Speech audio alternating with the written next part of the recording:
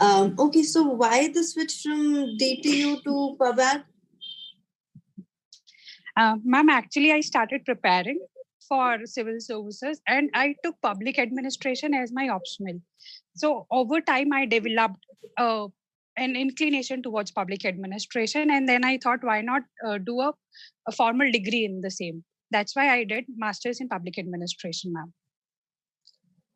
Got it. Okay, so tell me one thing. Why? So in your interests, you've written something. You've written that you like diary writing, right? Yes, ma'am. Okay. So why, and can you do you understand, or is it just a hobby, or do you have an idea of the underlying reasons from the mental health perspective of diary writing, etc.? Ma'am, I write it as a personal experience. I mean, as basically a taskmaster wherein I jot down the things to be done tomorrow. And I basically use it as a taskmaster kind of thing, ma'am. But yes, diary writing is also very important for mental health perspective, ma'am, because it helps us in better handling or managing our emotions like stress, anxiety, or the relationship with other people. So I think, yes, ma'am, diary writing has a lot of positives and mental health is one of them. Okay. So coming back to mental health, so overall, what we've seen is there has sort of been a rising discussion around mental health, etc., in the country, and in fact, globally for that matter. So considering the recent suicides and everything, right? Again, let's talk about very accomplished people committing suicides and stuff like that. What is your take on how can you combat something like that, or how can you as an administrator figure out a way to make things better for such people?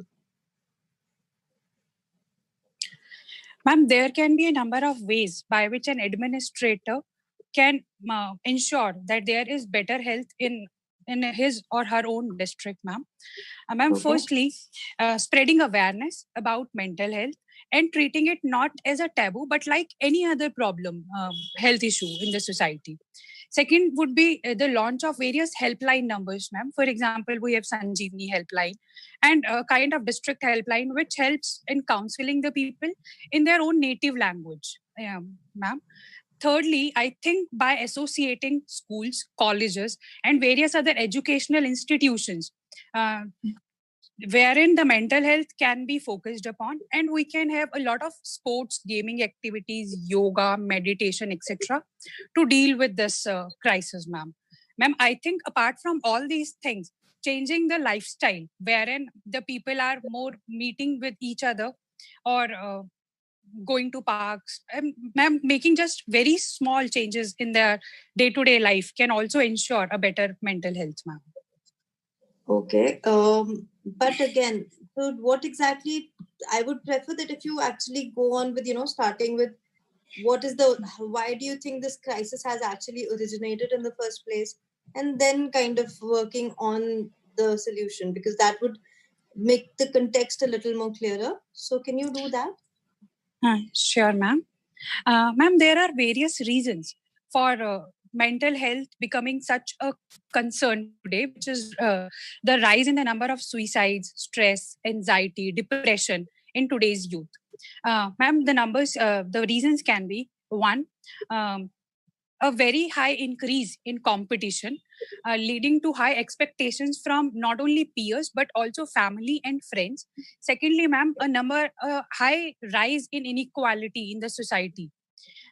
Thirdly, very common access to social media and internet, wherein uh, it can be a major source of the mis campaigns or the false campaigns going on. Ma'am, fourthly, uh, we have moved on to a very materialistic lifestyle, wherein the physical exercises, um, and all these kind of things have taken a backseat. Apart from that, ma'am, the nuclear family setup that we have moved to, especially in the urban parts of the country, is also one of the major reasons. Ma'am, as an administrator, uh, depending on the area wherein I'll be serving, I'll first like to find out the major challenges which are very Okay. peculiar to that area. Okay, first. Okay, fine. Let me do one thing. Let's start with picking up an area now that you've mentioned that you want to be area specific. Let's talk about Delhi. I'm sure you're pretty much aware of how things happen in one. Delhi is a metro city. Things that you've talked about, say lifestyle, nuclear family, etc., is something that we see a lot more in metro cities. So can you help with tackling these? I'll do one thing. I'll start pointing out all the points that you've mentioned, and then you can give me a solution on every single one of those points, right? Sure, ma'am. Yeah. So the first thing you said was rising competition. So how will you combat that in a country like that, and preferably try to give solutions that have already not are not already in the works. I would want you to have a slightly newer angle to the whole problem. Ma'am, although increase in competition is not bad per se, but the failure and the stigma of getting failed is a problem which leads to mental health problems. So as a DM, this would be one of my responsibilities, that the society starts celebrating risk taking, start celebrating attempting rather than successing or getting failed. Ma'am, this can be done in a number of ways by having various seminars, counseling, or or uh, having various assembly, I mean using the school assemblies, wherein a number of examples can be given by of a number of very known personalities, wherein we can say that okay, these are the people who have also failed in their lives, but still they didn't give up. They they went on improving themselves, and later on became successful in themselves. And I think this would be the major thing that I would like to do here. And also, secondly, counseling their parents as well as uh, teachers, so that the whole ecosystem wherein the students, wherein the youngsters live, can change to a large extent. Mm-hmm. Inequality. Ma'am, inequality per se can't be dealt in a very short term perspective. So I think in the long term, we can go in for various methods wherein we can have wealth tax for the wealthy people of the society. And herein, I would like to focus about the accessibility of opportunities, whether the person is from a wealthy strata of the society or from a poor strata, irrespective of the caste, religion, or wealth. The easy accessibility and equal accessibility to all regarding the opportunities are concerned, ma'am. I think this can be the major solution. Okay. Okay, forget. I'll just skip a couple here, and I'll just want to ask you, how do you want to work with the nuclear family aspect, considering people actually have migrated to a city, right? The whole idea is, and even with the nuclear family, parents are generally away from home. Both of them are working. And it's mostly not possible for parents to get the elders of the family home for whatever reasons, right? So, how do you plan to combat this nuclear family issue that you've mentioned? Ma'am, I think technology today has blurred all the distances. So even if the grandparents are not there at home, present at home, the children or their grandchildren can connect to them through various video calls, through telephonic conversations, so that, ma'am, whenever they are alone or whenever they feel sad or depressed about a thing, they can have someone to talk to. And plus, we have also seen that having grandparents inculcates a number of values in the children. So I think we can have such kind of arrangement. Secondly, ma'am, but this can come from the society itself. Secondly, ma'am, incentivizing the parents to go and visit the old age homes, which are there are a number of old age homes in Delhi.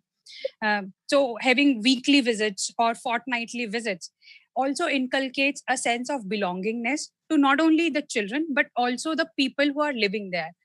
Apart from these two initiatives, ma'am, I think going to the park, having interacting with the seniors there, and sharing one's own life's problems with elders also would also help in curbing the mental health disease, ma'am. Okay. The next thing that I will want to ask you is about the rising intolerance in the society that also people talking about these days. So, how do you think that, even so? See, let's talk about, say, 20 years back, where people would a lot of people claim that, say, 20 years back, if something was said to somebody, people would not have taken that much of an offense, even if it was politically incorrect. But today, anything even said in a jest can actually be taken in an absolutely wrong fashion, right? So how do you plan to tackle if something of that sort happens in your district? If something like that comes up, say a stand-up comedian says something wherein he basically resides in your district, or is a very famous figure in your district, and then suddenly, there are a lot of issues happening around it. There are demonstrations happening outside his house, etc., etc. How do you plan to tackle such a situation?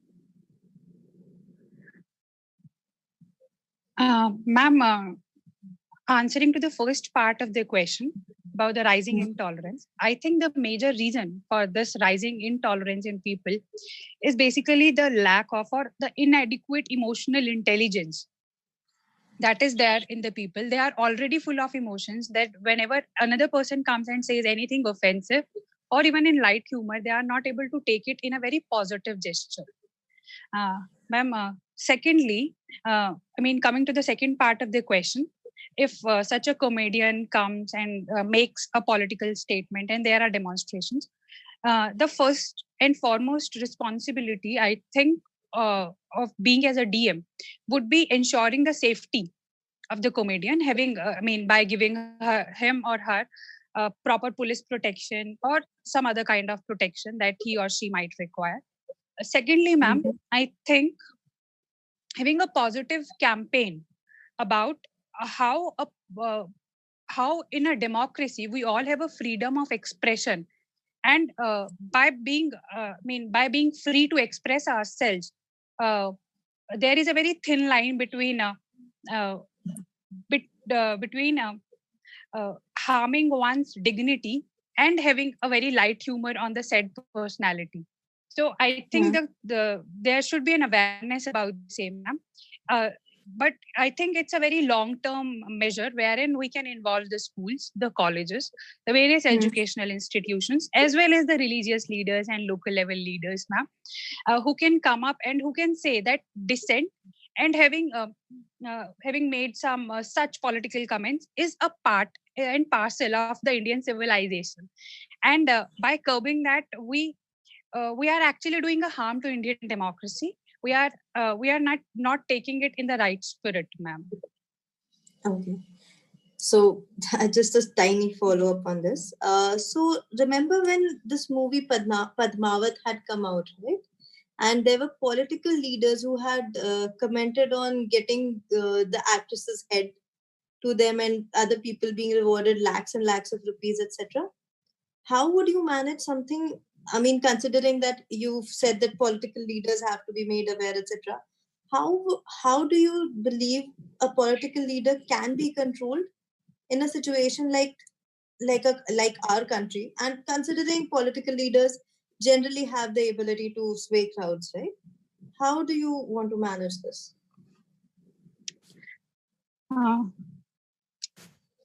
Ma'am, in the Padmavat episode, had I been there, or I think the DM who was posted there, the first thing that he did was to have a meeting between the producers of the film the various stakeholders associated with the film and the people and the political leaders who were making such extreme statements on ground. Ma'am, if I am not wrong, then one special screening was also arranged for such kind of people, so that they can see for themselves that this is not against their own political ideologies, etc. Ma'am, I think such steps ensure that there is a solidarity or there is cooperation in the society. Ma'am, if such a situation arises, then firstly, our main motive is to, I mean, in the short term, to give security to not only the actresses, the film producers, but also ensuring that the people who are going to watch that film are also safe in the cinema. Secondly, ma'am, having such peace committees in hand wherein they can come and talk over the issue is also one of a very right step that can be taken in such cases. Thirdly, ma'am, I think overall the education or the awareness level of the political parties should increase, so that there is an internal democracy amongst themselves, and they can ensure that in spite of brickbatting on these issues, they can move on to some other, I mean, bigger issues that are challenging our society. And ma'am, also ensuring that if such a broadcasting right is being given to a film, then BCCI or the film fraternity that is certifying the film as adult or as universal can also be made accountable for the same, ma'am. And I think there are proper safeguards right now wherein they have to take into mind that the said film is not against the ideologies or beliefs of a certain community, ma'am. ठीक है. Perfect, Nupur.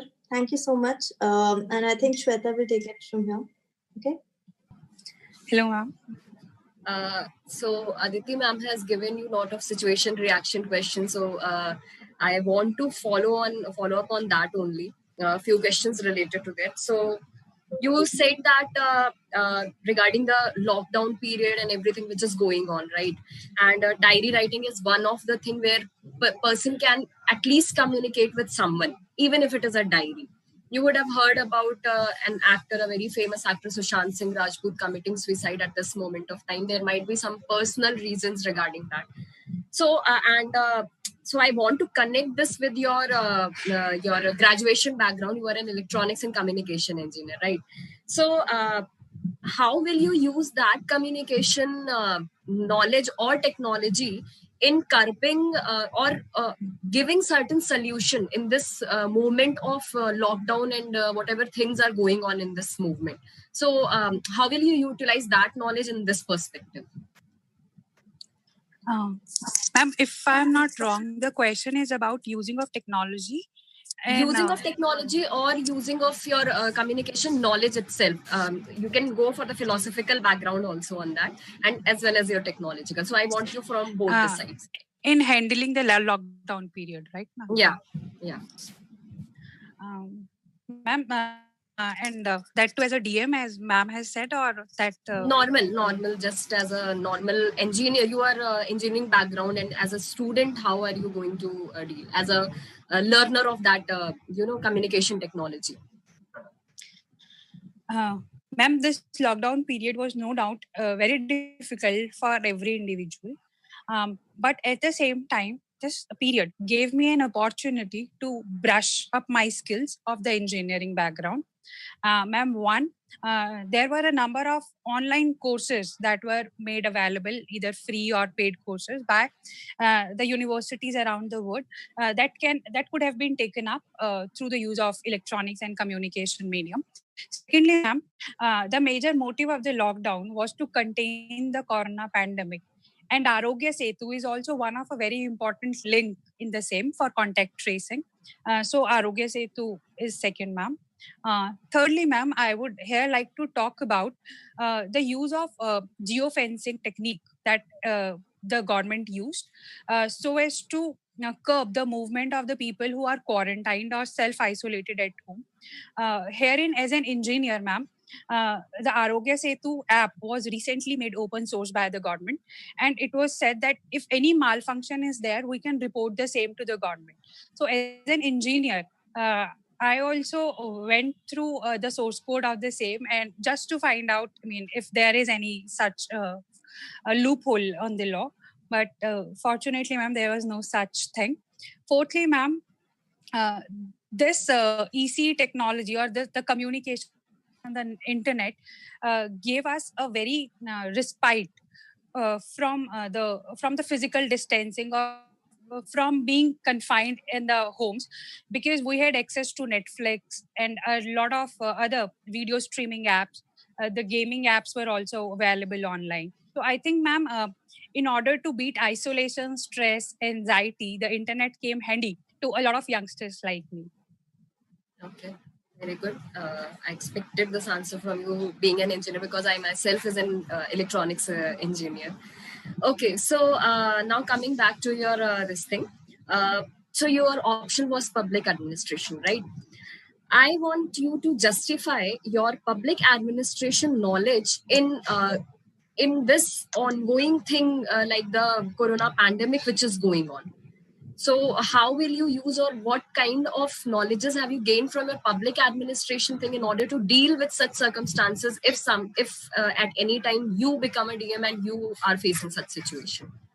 Ma'am, there are a number of ways through which I can use the knowledge of public administration in containing the whole pandemic. Number one, communication. Ma'am, communicating with my team members as well as with the general public is of paramount importance, because this pandemic has caused a number of fear as well as uncertainty in the governance mechanism. Secondly, ma'am, e-governance, wherein using the technology, the civil society, as well as the private establishments, along with the government, to better administer on ground, ma'am. Thirdly, I think, ma'am, better using all the tiers of the government, be it related to police. Hello. Yeah. No, continue. Be it related to policing or civil society, ma'am, or related to the taking help of local volunteers on ground, local youth volunteers, that can be used, ma'am.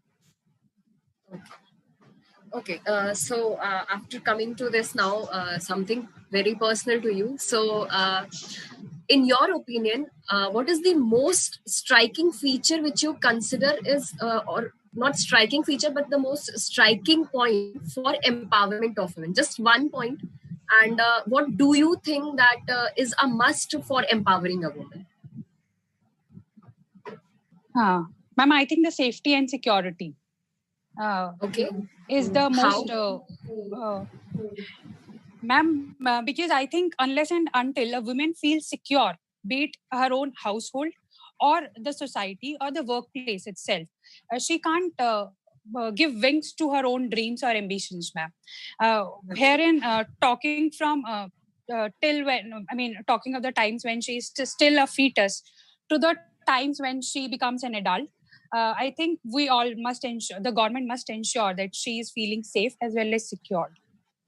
Okay, Nupur, but this is, don't you think so that this is again something which is given to the women rather than the women taking it themselves, right? So it should come from within. Don't you think so that rather than bringing this empowerment and talking about ending the patriarchy and everything which we talk about, what is your opinion should be the stand of the whole society? I mean, don't you think so that teaching the people the importance of equality of women is more important rather than providing women something? What is your take on this?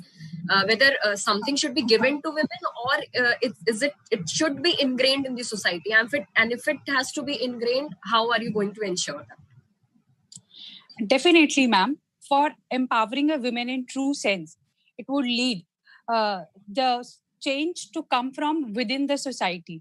But, ma'am, changing the society from within is a very long drawn process. And we have to take in the help of such give and take mechanisms in the meanwhile, so as to fast track the whole mechanism, ma'am. So I think the ends is same. It's just about the means, and it's just about fast tracking the whole process of women empowerment, ma'am. Okay. Thank you. So my last question will be regarding your ACIU 2 exam. So I think it's related to Intelligence Bureau, right? Yes, ma'am. So when did you join that? I mean, how much time had been passed since you joined it? Ma'am, I joined as an ACIO in Intelligence Bureau in last November. That is November Okay. 2019. And right Okay. now I am undergoing training in the Bureau itself. Okay, so considering the intelligence connection in the country, what do you feel are the the basic challenges in the whole intelligence network in the country? What are those, in your opinion? Ma'am, I think there are a number of challenges. One, India being a very diverse country, there are a number of, n number of caste, creed, religion, region, etc. Secondly, ma'am, the rising role of social media, and moving on to new types of warfares that are being generated in the all across the world, ma'am. Thirdly, I think the major challenge is the changing of methodology of how the terrorism works, or how the anti-state actors work on ground, makes it more complex or more difficult for the operative on ground to collect intelligence about the same, ma'am. Okay, so what should be the main methodology, or you can say standard operating procedure for this connecting the whole intelligence network in just one one go, or in one line? What should be the most perfect way for that? Ma'am, I think having a communication network, which is not only connected the state headquarters to the national headquarters, but also connecting them to the last mile outpost that is there in the country. So as to have a faster mechanism of communication, a faster method of message delivery, I think is the major thing that I think would help in intelligence collection, ma'am. Secondly, ma'am, I think we should now work on not only collection but also analyzing the same. That is moving on towards actionable intelligence, as our Honorable Home Minister also pointed out some time back. So for that, ma'am, basic awareness generation amongst all the Intelligence Bureau people, better training of how to handle not only the changing circumstances, but also the changing challenges, as well as the technological upgradations. Equipping them with state-of-art technological tools, as well as training them how to use them on ground, ma'am. I think these are the two major things. Okay, and my last question will be: tell me, what do you think that you have in you? Tell me about your 3 strengths which you consider that which will justify you as an IS officer, or as a good human being. So, what are your 3 strengths personally? As a good IS officer, I think my major strengths are one, leadership quality, as I was the head girl academy captain at school, and I also was the chief liaison officer during some training phase in Intelligence Bureau, ma'am. Secondly, I think I'm very hardworking and efficient in nature. Thirdly, ma'am, I think I have a lot of patience and perseverance, because I believe that good things take time to develop and to happen in life. And so is the reality in the current scenario at the national level also, ma'am. Hello, Nupur. How are you? Namaskar, sir. I'm good, sir. Thank you. Okay. So, Nupur, as my colleagues have asked you a lot of things, so I just want to play a mental game with you. So, I'll tell you the rules of the game, and then you and me will play. So, at the very start, you and me are unknown to each other, as it is. You don't know me, I don't know you. That's the basic assumption. The rule is, you have got a lottery of, let's say, rupees 50,000. Now you have the option of keeping all the money, or you can share that amount in whichever proportion you want, from 0 to 100% with me. That's up to you. And you don't know me. You don't know my background, where I am from, nothing at all. Once you do the transfer, I have the same option. I have the option of keeping all the money that you gave me, or I can give it back to you in the proportion I like, 0 to 100%. And this game will continue. Okay. So Nupur, now you have won a lottery. It's a lottery. No hard work, nothing. You just random lottery you won. Now you have 50,000. Now what will you do? Sir, should I tell you the amount that I would be passing on to you? Yeah. Or no amount. And there will be no counter questions. The game will stop. Sir, no amount. Sorry? Sir, is there any criteria? I mean, do I know you or? No, you don't know me at all. You don't know me at all. You have never seen my face. It's just a random game.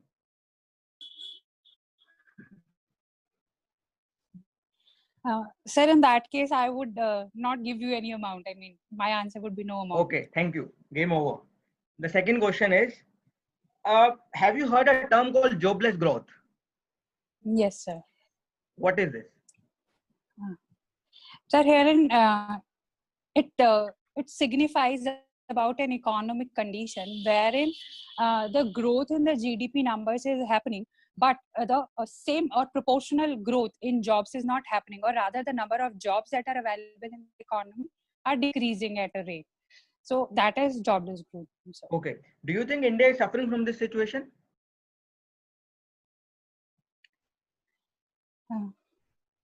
Sir, to some extent, yes, sir. I believe that India is facing a jobless growth because our GDP is rising to, very handsomely, but not the employment conditions are being generated at the same time. But at the same time, sir, the government as well as, has come up with a number of initiatives so as to increase the jobs in the country. So Nupur, give me 3 reasons why India is facing this problem of jobless growth. Just 3 reasons. Very brief.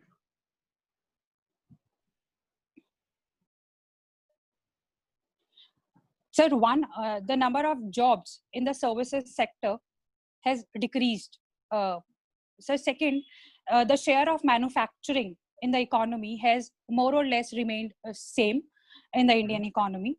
So thirdly, the distress employment or the hidden unemployment in agriculture is very large, which also leads to a kind of unemployment in the economy, and which is also said to be a part of the jobless growth, sir. Okay. Nupur, next question is, have you heard a term called LFPR, Labor Force Participation Rate? Yes, and with respect to labor force participation rate, I want to specifically ask you about the women labor force participation rate. What is the situation of women LFPR, and how is this LFPR impacting the overall unemployment in the economy? Sir, LFPR is basically means the number of people who are searching for job and who are already employed in the economy. Sir, in the case of women, the female LFPR has unfortunately decreased to around 22% according to the last estimates. Sir, I'm sorry, I have skipped the last question which you asked regarding the same. Reason for such a low women LFPR? So the reason, so basically there is both a supply as well as the demand problem as far as the women LFPR is concerned. So because of the rise in incomes in some of the families, and because some of the females are going in for higher studies, we have seen that they have opted out of the employment cycle for that has led to a demand side problem of LFPR. Sir, but moving on to the second dimension of the question, I think the major reasons are the lack of adequate economic opportunities present to women, especially in tier 2, tier 3 cities. Secondly, sir, the lack of equal wages which are associated with women in the economy are also one of the reasons. So thirdly, the safety and security of women in transportation or at the workplaces is also one of the major reasons why females are not even opting to work in various organizations. Thank you, Nupur. Now, the next thing is, have you heard the concept of missing woman?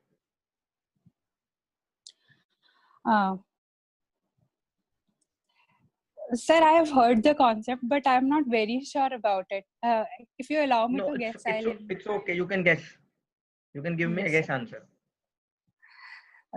Sir, missing women, I think, is the term which is associated with the number of women that get killed before a son child is born to a family. Sir, I think this is the definition. Okay. Thank you so much, Nupur. Now I would like to pass on to VP sir. VP sir? Yeah.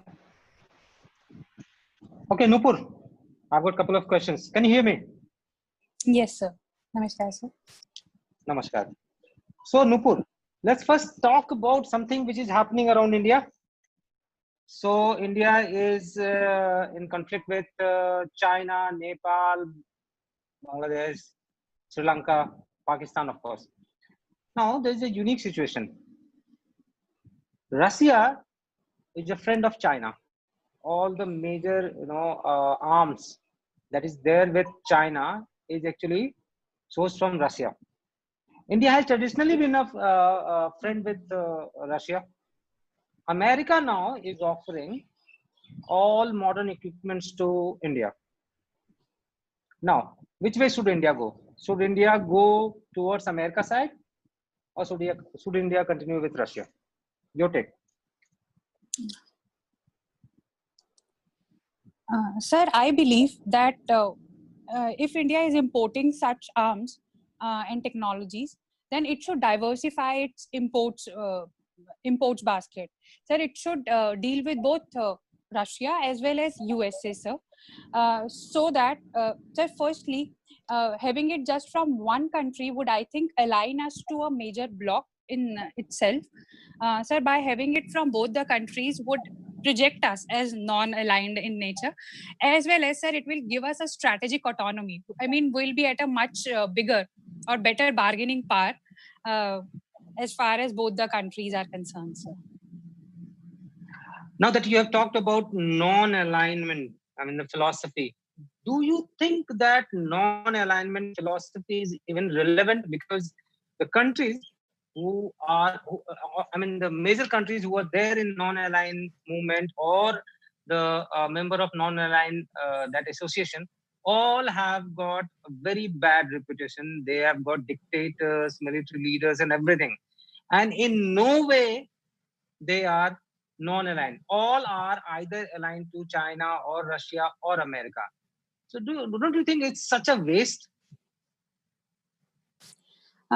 Sir, I'm very sorry. I would like to differ from your stand here, wherein I think that non-aligned movement is not just about aligning ourselves with a said country or said bloc, but it's also about coming up of like-minded countries so as to deal with the issues which are affecting them. So that can be related to the economy or climate change, terrorism, etc.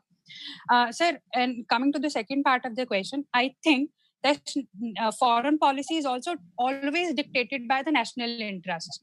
So whenever a nation's national interests are better aligned, are getting better served by aligning to Russia or China, they'll do so. And whenever the opposite is being happening, they'll align with America. So, sir, I think being a part of national non-alignment movement is actually a strength, and it gives us kind of autonomy so as to have a relationship on good terms with both the blocs. Okay. Now let's talk about this is a unique country called Afghanistan. There had been hostility. We know that there was a plane hijack, and then we had to release a couple of raided terrorists. Now recently, the spokesperson of Taliban said that Kashmir is India's internal matter, and as Islamic Caliphate or Islamic State, we don't believe in interfering in others' internal matter. Now, how do you see this? Is this a change in stance or something new has happened? Sir, I think both. It's partially a win for the India's diplomatic channels or track-to-track diplomacy that we have with Afghanistan, including the Taliban leaders. Sir, and secondly, something new has also emerged on the geopolitical arena. Sir, the rise of Islamic State in the Afghanistan or in that region has given a kind of competition to Taliban. So they are coming up with a peace pact with USA, and now starting with the intra-Afghanistan talks is also something new in nature, which has given a leeway. I think which has given this way towards the change of hearts.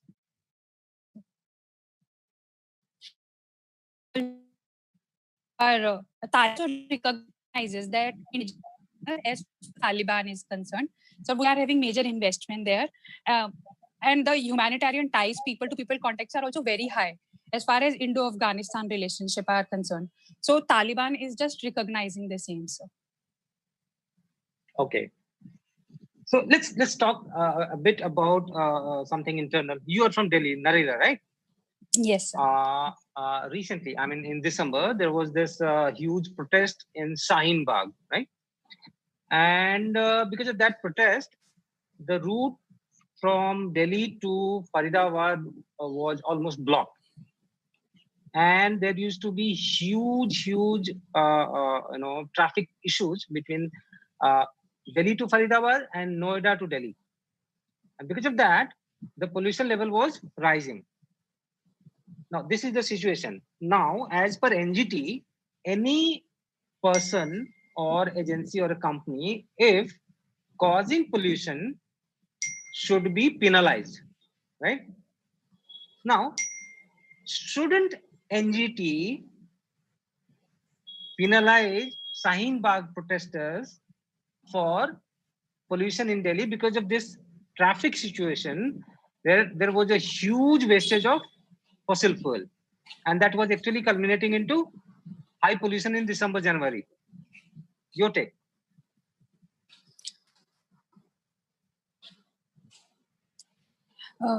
Sir, I don't think that NGT should go and penalize the Shaheen Bagh protesters.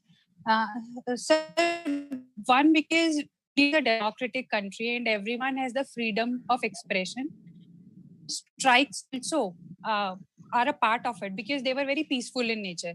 So although that led to a number of traffic jams and congestion as well as inconvenience to various people living here, sir, but I think a better traffic management could have been the solution. No, but sir. you can't have traffic management. There's just one route, and that was blocked.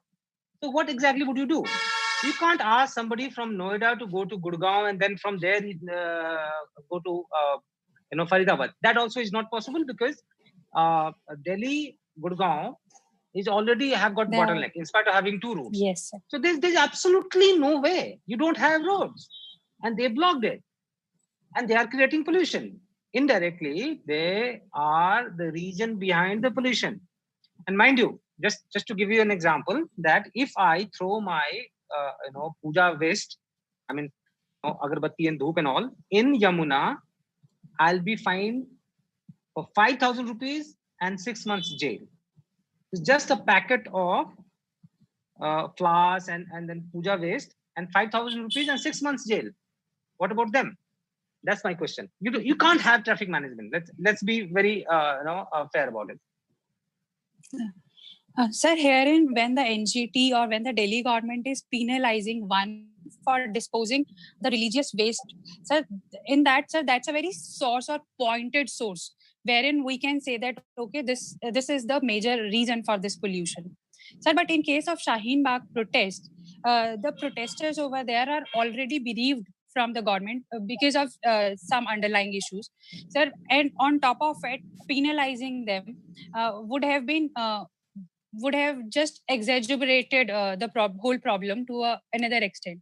Sir, I think that rather than penalizing them, the government or the NGT could have said that please relocate to some other area or to some other That option was given, by the way. so that you can have no. That option was already given to them, and they flatly refused it. Okay. Now the next question and the last one from my side. Before I'll ask one supplementary question. Now there was a lockdown for 3 months. Yamuna was clean. Yes, sir. Atmosphere of Delhi was clean, very nice. Yes, sir. And so such was the situation across the country. Now, my question: we have got this Earth Summit and every year summit and all, summit 1, 2, whatever. I mean, number of summits. Shouldn't there be a mandatory lockdown of 1 month across the globe to clean the environment? Sir, the lockdown herein was imposed because of a very unprecedented situation. And we have also seen a number of economic as well as social consequences of the lockdown, wherein there was an increase in hunger. There are global reports saying that 6 crore of the people can go down below the poverty line in the South Asian region. So, but there was a silver lining of environmental restoration. So I think rather than having a lockdown mandatorily across the globe, we should work on inducing or incentivizing behavioral change across the globe. So but that's not people... happening. Nupur, that's not happening. That's why I'm asking a very pointed question. That's not happening. Point number 2, I'm not suggesting that there should be abrupt lockdown. Declare it. Every year, December would be a lockdown. What? I mean, everybody would be aware that from 1st December till 31st December, there would be lockdown. Or maybe since it's a New Year time, maybe 1st January to 31st of January, there would be lockdown. Maybe something like that. Well, every year it's a set thing. So everybody would be aware. So there would not be any issue of hunger thing because government would take care of everything. Now your answer.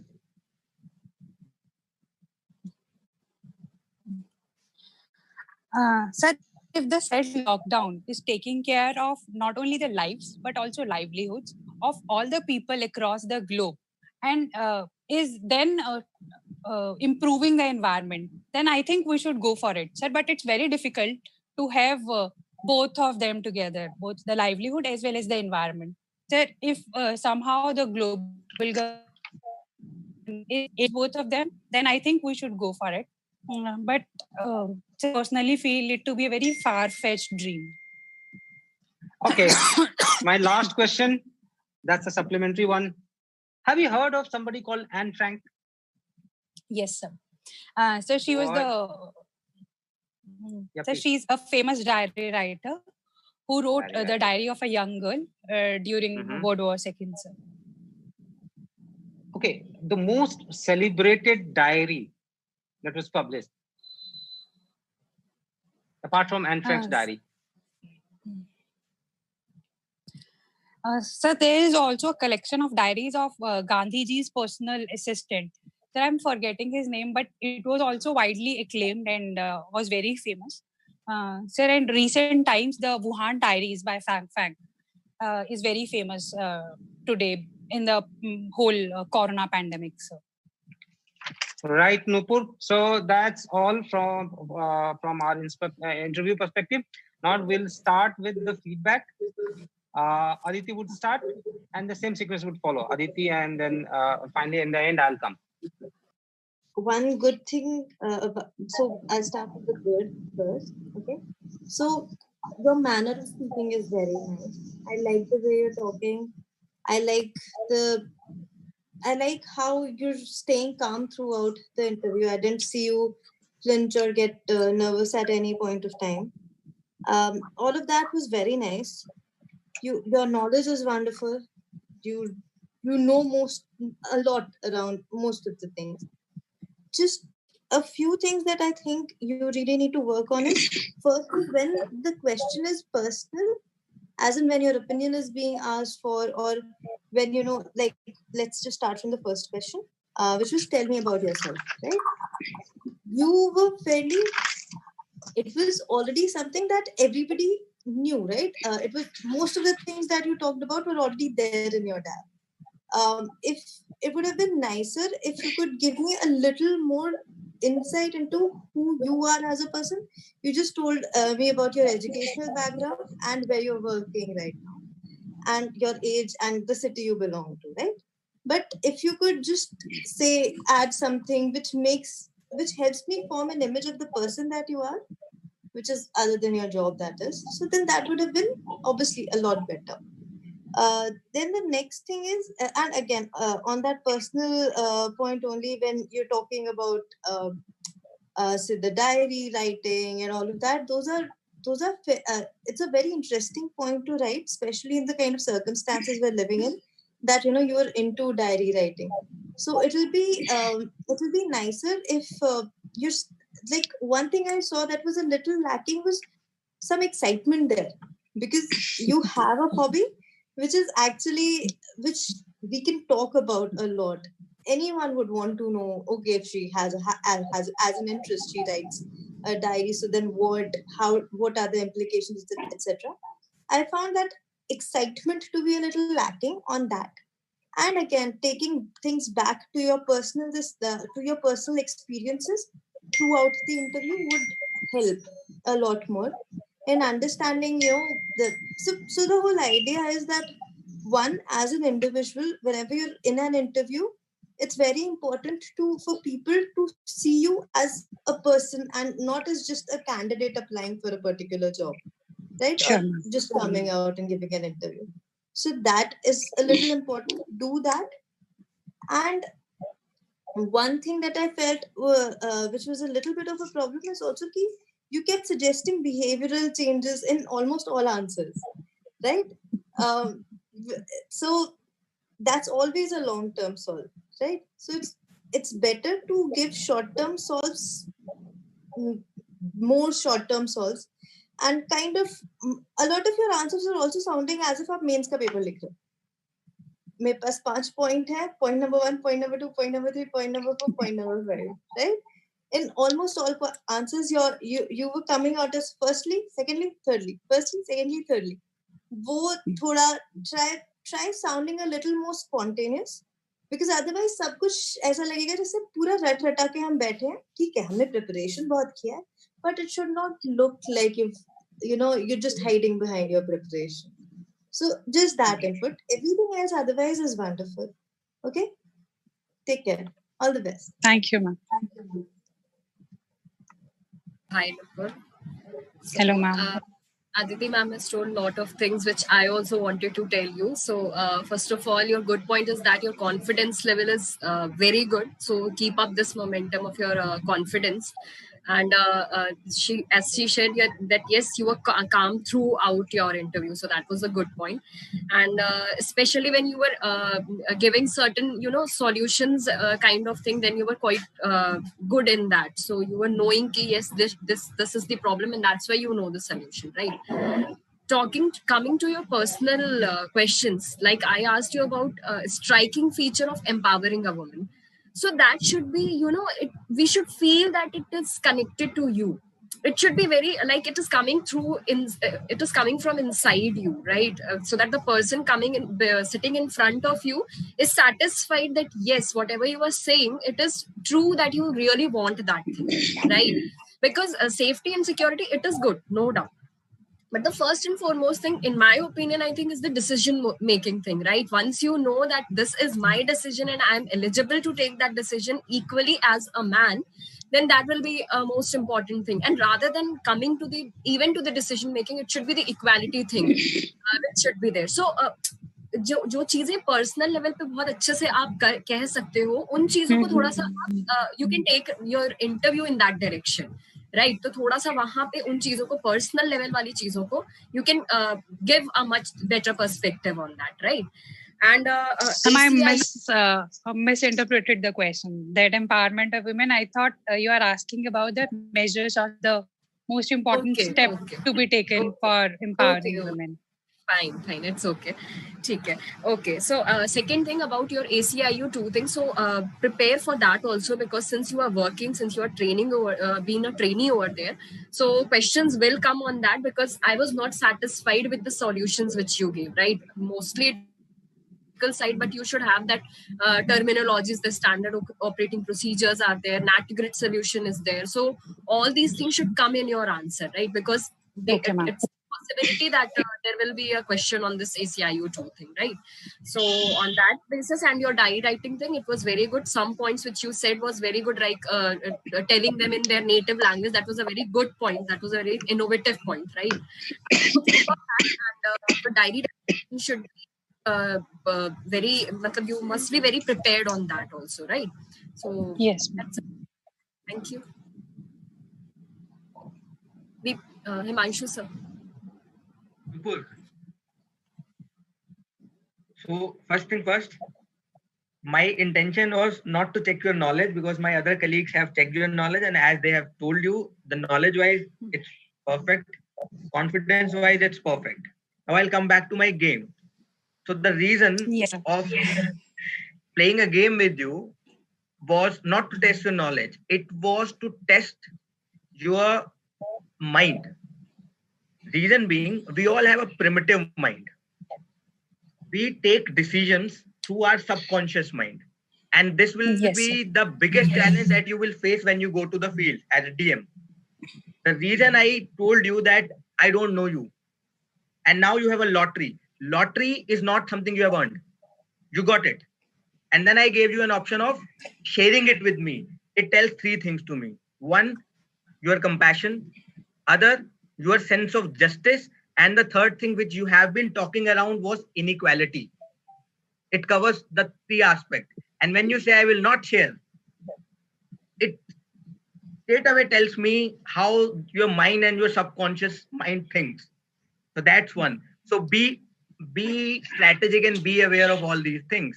These kind of situation can pop up, and I can play tens and tens of games with you to make sure what you actually think and what you're actually speaking, and can find out different.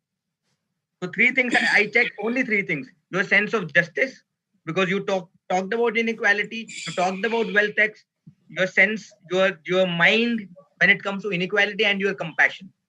So just that, just work on that. Like when you, because see, once you become a DM, you will not be knowing the persons who are residing in that area, but you have to work from them.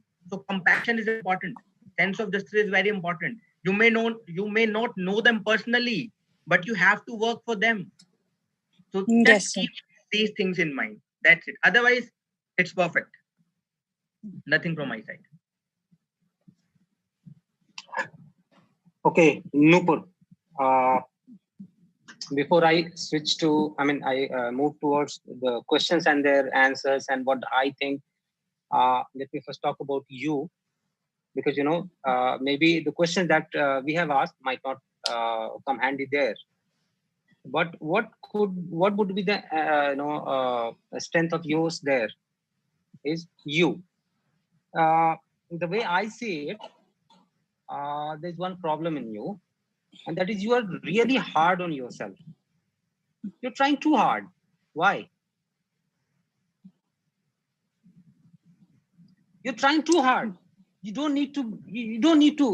You are basically carrying your expectation on your shoulder. Even today, when we are talking to each other, in spite of knowing this fact, this is a mock, you're carrying that huge expectation of success on your shoulder, and that is very much getting reflected on your face. Come on, leave the monkey off your shoulder.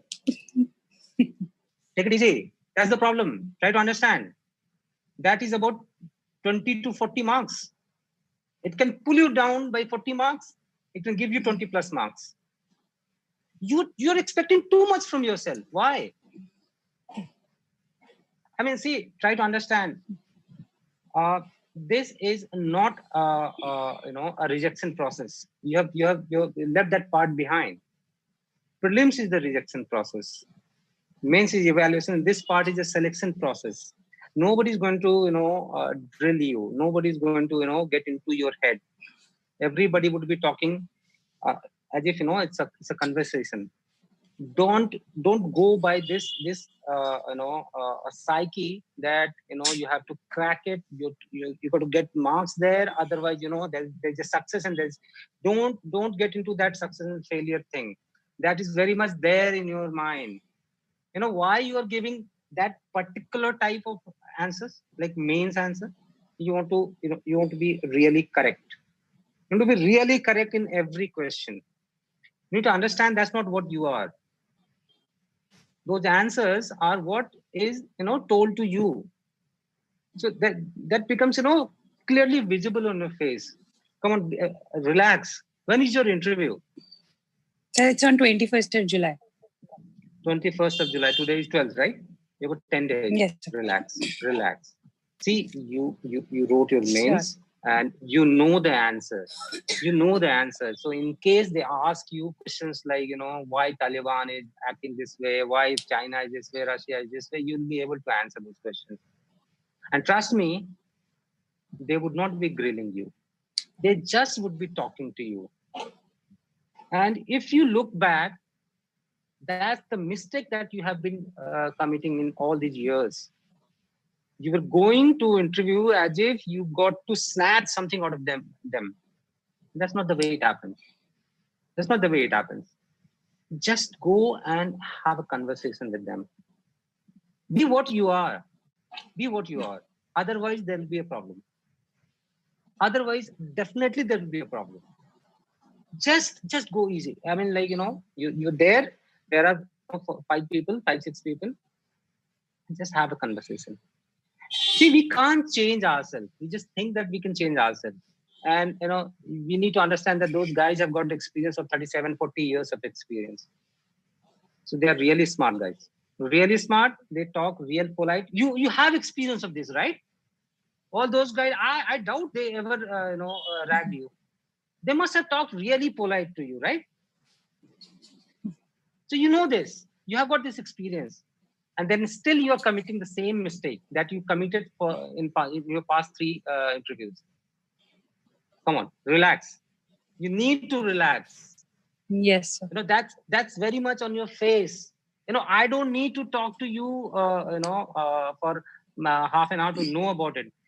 The kind of expression that you have right now on your face, it takes only 5 minutes to know that, this girl is getting desperate. Just relax. Right? If you go relax, the kind of performance that you are expecting out of yourself, you'll get that. Now to bring that icing on the cake thing, let's talk about, all those stuff like, the questions that they would be asking, and for your own satisfaction that I have given all the answers. See, what happens, you appear in an interview, you give, even if you don't give answer, and then you start getting the jitters. Even if you get marks after the interview, but then that comes, after a month or 2. But what happens in that interview, you start feeling like you are a loser. So this, number of questions asked and number of answers given gives you confidence. So for that, let's talk about a couple of things. Otherwise, as far as personality and your preparedness is concerned, you are completely prepared. You are a complete package. Except for one thing, that is, huge mountain on your shoulder. That's not going to help. So let's talk about all those, small things. Diary writing, good thing. Read about a couple of really, really, famous diaries of, say, start with Leonardo DiCaprio. Leonardo da Vinci, sorry. Leonardo da Vinci, and then Anne Frank and all. There are 5-6 interesting diaries which are quite famous. We didn't ask about your hobby of cooking. Yeah, desert. Yes. So you got to prepare about that. Now, when you're giving answer to the questions, the answer that you give in mains is bound to be different here. So like when we talk about non-aligned movement, the paradigm has changed. India was actually neglecting this non-aligned movement thing. Only recently Prime Minister attended this meeting. Otherwise, India was not giving any respect to this, because India itself considered to be a pole of a multipolar world. So you need to refine your answer. You can, we can't say that, we want to show ourselves as non-aligned. Those marks are gone. I mean, nobody bothers about that. Everybody is thinking about their own, benefits. India still is in this non-aligned movement, because India wants those votes from these countries in UN or at other platform, nothing else. As of now, nothing matters to India. Yes. India is with Russia, India is with America, everybody, and so are these countries. So that way, those non-aligned things are gone. Now, one more thing. When I was talking about this NGT thing and charging them about penalties and all. See, in mains, you can very well say that. Here, you can put certain, you got to understand. They were given an opportunity. Constitution talks about that protests should be peaceful. Supreme Court has said that you cannot disturb, public life and public order and all. And everything was actually disturbed. Everything was disturbed. I'm not saying that you should accept my answer, but if I were asked this question, I probably would have said that this thing should have been evaluated, because if they have got so much of faith in the rightness of their protest, government had given them alternate place. They, rather than putting everybody in pain, they should have tried to create a mass movement. After all, there are people who have used this method to get into power also. Kejriwal, without naming him. Kejriwal. Yeah, without naming him, but then you can say that people have garnered support of people by following a path. They probably could have. I personally do not support their method. Penal. So yeah, because that actually was they created lots of chaos to the people. Now the second question about the lockdown thing. Well, I mean, I personally suggest by this idea of 1 month lockdown. But then yeah, I agree with your point also. But the answer would be slightly different. You can say that in India, forget about the world. In India, we have got 340 million people who are below poverty line. They could barely sustain every day's requirement.